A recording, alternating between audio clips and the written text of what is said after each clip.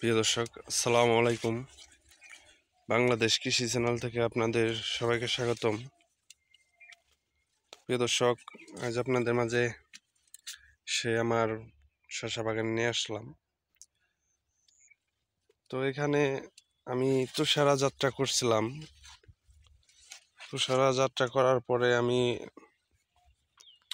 অতটা পারফরমেন্স ভালো পাইনি, কারণ ভালো পাইনি হচ্ছে আপনার মেন সমস্যা হচ্ছে যে ফলগুলা টিকে না।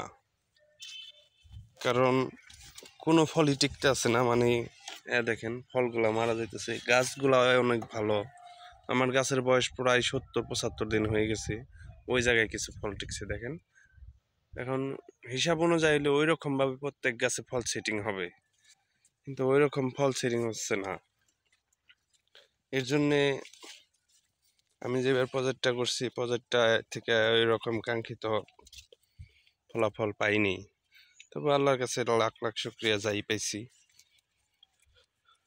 আর হচ্ছে যারা তুষারা চাষ করবেন, আমি এটা না করি, কারণ আপনার কখন তুষারার দিকে আইয়েন না।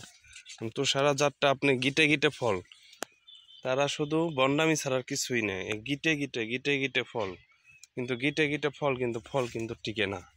এটা থেকে সাবধান থাকবেন, বুঝছেন? আর হচ্ছে